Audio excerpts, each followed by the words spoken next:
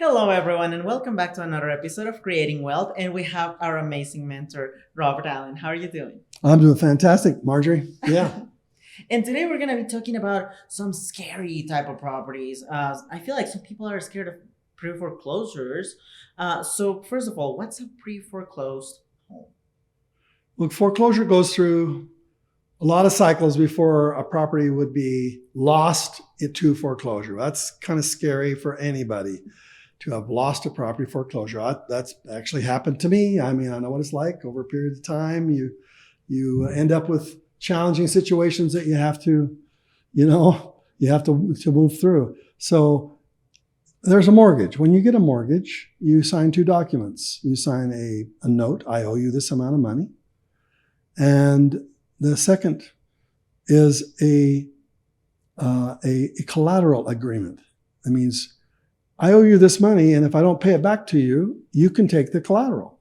The collateral is the security that you get for the loan. And so how many millions of people get mortgages every year? Millions of people get mortgages every year. Last year, there were 5 million properties that were sold. Oh, wow. So that's a lot of property. And so some of those properties are going to have people who have problems, and they're going to, for whatever reason, stop making those monthly payments. Okay, so let me give you the example. What happened in COVID? 2020, when COVID was announced, and it was obviously that it was going to be a serious problem for a couple of years. Still coming out of it, basically, the government said you can't foreclose on people. Now, there are actually legal rules. I'm just generally roughly talking about the fact that people didn't make their monthly payments. And because of COVID, the government says you must forbear. You can't chase after these people. You got to give them a little room. Well, guess how many properties went delinquent in COVID? Millions of properties went delinquent. Millions. And we're just barely coming out of that, of realizing that these people, now the properties are going up in value, so maybe they're turning around and selling and paying off their back mortgage payments, but some people moved out of their houses. Some people, it was just a total, complete mess. It was horrific.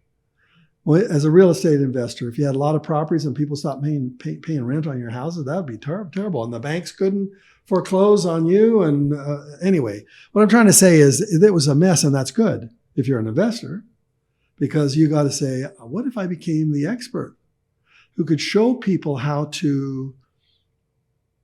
I could deal with the bank and get the bank to maybe not take all that interest that they were owed. Maybe I could find a property that was owned by a seller and they got upside down on their property. But what if I went to the bank and I said to the bank, I'll only pay you, X amount for the property. I won't pay you all the back interest, but, and then you go to the seller and you say to the seller, why don't you just sell it to me? I'll just take it off your hands. And therefore, you're negotiating with the bank to end up for lowering the mortgage payments so that you end up with a profit. Whereas in a normal circumstance, it would go to a foreclosure sale. The sale would sell to the highest bidder. And that's one way to do it, but to do it pre-foreclosure, that means before it's been noticed on the county courthouse, before it's gone through all the 90 days worth of the period of time that you get. Most states are 90 days. Sometimes it could be a little bit longer.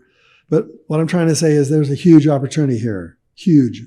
So what are the stages of foreclosure? There's pre-foreclosure. That means nobody knows. Nobody knows. The bank knows, but they haven't told anybody yet. You know, but you don't want to tell anybody that you're behind your payments. So nobody knows. So then as soon as everybody knows, that means it's going to be filed at the county courthouse. It's still pre-foreclosure, but not pre-foreclosure. The first one is pre-foreclosure. When it's noticed and everybody knows, then there's a whole list of people that it is created at the county courthouse, and the companies go in and they collect all that data from all the foreclosures, and they put them into lists of people that you can buy, you can rent, you can actually send a letter to those lists of people. And therefore, you can go until the actual delinquency date is expired. Delinquency means that's the day you were late in your payment. Usually, you'll have 90 days from the first delinquent date. Then they file a foreclosure, and then sometimes they can take it after 90 days. Usually they don't, especially with COVID. The government wouldn't let them. So it just like it messed up this whole system of foreclosure. And then at the sale is the day when the property is sold to somebody else who has the cash to buy it. And they're going to bid with probably the bank. The bank is going to be the one that's technically selling the property, because you signed a collateral agreement telling them if you didn't make your payments, the bank could take it back. So 90 days later, the bank says, here we are, we're going to take it back. We're going to put it on for sale. And whoever shows up at the sale will bid. There might be a bidding war going on. If so, we might accept their offer, we might not. Maybe it's a $300,000 property and the mortgage is delinquent by $100,000, and somebody offers $275, and maybe the bank goes, no, we're not going to take a big loss like that. We're just gonna sell it ourselves. But usually the banks at the foreclosure sale usually like to get rid of it. They want to just cut their losses as quickly as possible and move on. So at the delinquency date is another time when you can win. And I would challenge you, as if you're listening from as a beginner, I would find out when there's a foreclosure sale. Go there, watch it. Watch who's buying, how they're buying, watch how they're bidding. These people have money. And they might have money to buy a property that you find pre-foreclosure. Maybe you find a property that they don't even know about because it hasn't been noticed in the county records yet. So you find out that the seller is upside down big time. The bank is not happy, but has been slow in proceeding in the foreclosures because of COVID. So you find out, and the seller says, I need out from underneath this thing. It's killing my credit. It's ruining my marriage. Get me out of this thing, and you go, what are you willing to take? And they say, well, the property's worth $300, but I'm upside down $100,000. The mortgage I haven't paid the mortgage for 3 years, and the bank has not been able to take it from me yet. Well, what would you take? I would take, would you take 300? Would you take 275? Would you take a little bit less and actually pay me some money if I solve the problem for you? Give me $10,000. This is all negotiation. Make so many negotiations right there. So many good deals. This is all. So you're all just throwing out ideas, and they'll come back with the ones they like, and the ones they don't, they're gonna say heck no. But anyway, now you go to the bank and you go, I'd like to pay this thing off. Will you take $275? You get rid of this thing. You don't want to go to the foreclosure. That's going to be another 90 days. Let's go look about on your books. Why don't you take $275 right now? And then you take the bank's money and pay them off, and then you own it if it's worth $300, $325, $350. In other words, sometimes you don't even need to own the property. You just need to own an agreement to be able to buy the property from a pre-foreclosed person. Now, the next place to make money is in after the foreclosure. Usually the time up till the last year. Usually, almost all the properties at a foreclosure sale went back to the bank. Yeah, a vast majority. Every once in a while, a guy or gal with cash comes and they'll just steal something big time. But if a bank's involved, usually they're going to put it at a price that makes them not losing too badly. And they don't accept some of these offers that are made. And therefore, the property goes back to the bank. Well, now it's even better because now the bank doesn't want it.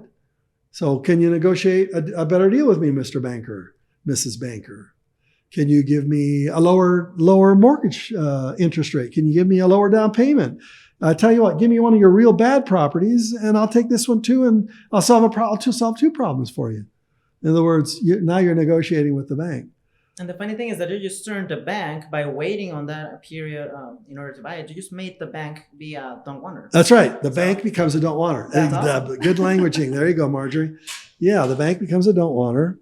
Now, some people become experts in each of these 4 stages. And so I would recommend, as part of your learning, that you do research on all 4 stages. So how do you find somebody who is delinquent in their mortgage, but nobody knows it yet? Is there like a database? Well, maybe it's some advertising that you do. Yeah, maybe you run a Facebook ad, or you do some social media. I just wrote a book, and it's called How to Get the Bank Off Your Back, so you can sell this property. So you can sell your underwater property. Is your property underwater? Do you owe more than what it's worth? I'll buy it from you. Call me. Or here's a little free book I wrote about it, where you basically explain what you're doing and what you're looking for. And therefore, you become an expert in people who have not yet been notified. They have not notified the public county courthouse that these things. Now, when it comes to the county courthouse, when the first day that's noticed, you can be there on that day, because every day it happens. Every day somebody files a notice of default. Every day, hundreds of people every day. Oh, wow. Yeah, hundreds.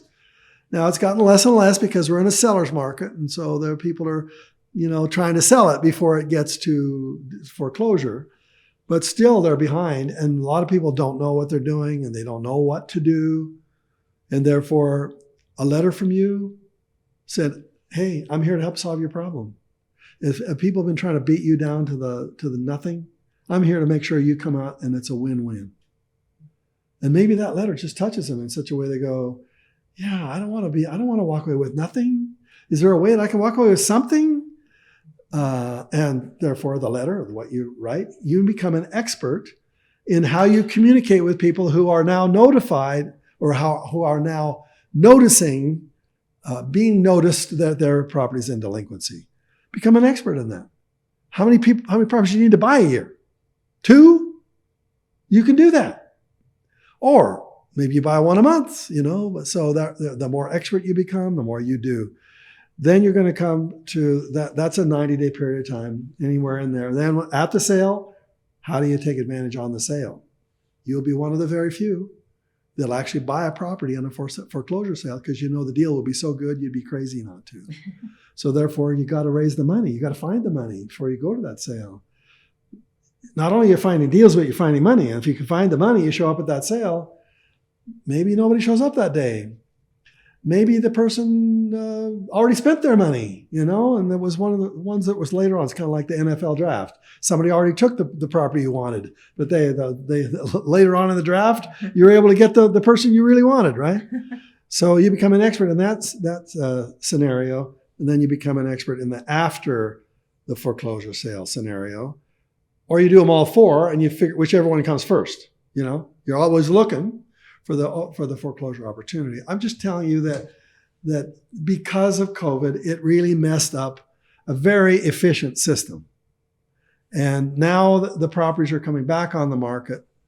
Foreclosures are going to start flooding. They're going to flood. You're going to see lots of them.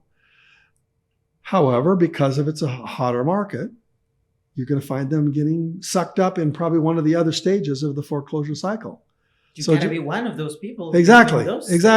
The properties are probably not going to make it to the 90 days. So you got to be focusing on, how do I find them before the 90 days happens? And then eventually this flood of these properties will start flooding onto the marketplace. I'll bet you there's several million foreclosures that are going to get down on the market. That's going to help with supply. Supply would mean the investors are going to kind of get satiated, and therefore it might help lower the demand, and therefore it would kind of soften up the real estate market. There's all kinds of reasons why the market goes up and down. But anyway, foreclosures, serious money to be made there. Become an expert in it. Know more about foreclosures than anybody on the planet, and then go do it. And from what I'm hearing, the main reason why all of these houses are way lower price as the regular houses that you see listed on the MLS and things like that is because it's actually a house that had a seller with a problem. Yeah. Which is exactly Right. what we're looking for. Yeah. So, what are some of the risks that you would encounter when you buy a pre-foreclosure house? Well, one thing you will encounter is that if a person declares bankruptcy in the middle of the foreclosure, they will stall the foreclosure. So suppose you spent a lot of time, a lot of money, well, maybe not a whole lot of money, but you had a lot of time investing, finding the right deal, and then you just get close to when the foreclosure happens and they file bankruptcy.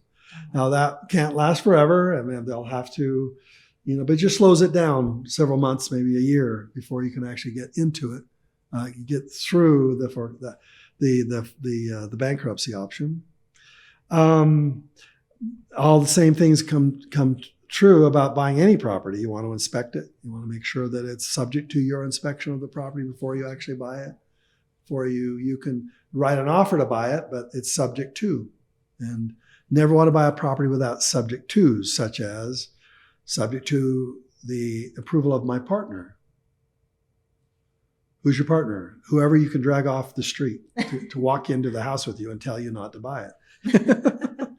I mean, a second pair of eyes is always helpful. Like even if it's Totally. your spouse, even if it's your best friend, even if it's your mom because you're just right out of college, that's okay. Always get a second pair of eyes, I would say. It just takes more. It's more time and more hassle, a little bit more risk. But if the property value if it's way below the market, that's what an entrepreneur does. They buy wholesale, they sell retail. So that's, just become an expert in that. And most people don't because they don't have the money to do it. And their credit might be sucking at the same time as the person they're finding a property. They understand what it's like. And so could you buy a property when your own house was in foreclosure? Yeah, of course you could. Of course you could. If your house is underwater and you want to go find somebody else's house and make some profit from it so you can save your own house, most people would never do that. But the point is there's always a way. There's always a way to solve your own personal financial circumstances. That's right. By buying and flipping, wholesaling real estate. It doesn't even need to be your money. It doesn't need to be your credit. I've always said, if you don't have it, somebody does. And that somebody can fill in with their financial strengths where you are financially weak. So if you don't have a down payment, somebody does. They're looking for it. The money's sitting in the bank right now waiting. Somebody does have a good credit. Your credit sucks. Somebody has great credit. They love credit. They've spent years perfecting it and they're never going to lose it. If your income is terrible, somebody has great credit or great cash flow. Why don't you use their cash flow? Suppose you buy a property and it is underwater and the market is so that you can't rent it out to get enough cash flow to make the mortgage payments, and that's not a good deal for a real estate investor. But suppose your plan was to do some fix up so it increases its value and adding more income, and therefore, but you don't have the money to make the mortgage payments. You don't have the money to make the negative cash flow while it's being fixed up. Somebody will come in and be your partner with you. That's right. Why would that be more today than any time in history? We have more people who are wanting to buy real estate, having learned from the disaster of 2008, learned how to be smarter now. They've got the cash. They're looking for ways to invest their money. Their money is sitting in a bank at 0.5%, which means that every single month, their money is losing 8%. Their money is literally just being destroyed by inflation. But they're only earning 0.5% on their money at the bank. This is crazy. So you got to get your money out there working for you. That's right. And it's amazing that how you mentioned with pre-foreclosure houses, even if your house is almost being pre-foreclosed, you can still save your house by buying another one. Yeah. People say, well, what's the probability of that? Well, the probability of 0 if you don't try. That's right. And then again, it comes to being creative. There's so many ways for you to be successful out there, even if you're not in the most optimal situations, you can always flip it around and make That's some right. profit. And That's what creative start finance is saving. all about. That's why we call it That's creating wealth. With real estate, it's creating creative wealth. It's creative wealth with real estate. That's right. By flipping your circumstances and making profit out of it. There you go. Thank you so much again, Yeah. Robert. And thank you to our audience. And we're going to see you on our next episode. Bye-bye. Bye-bye.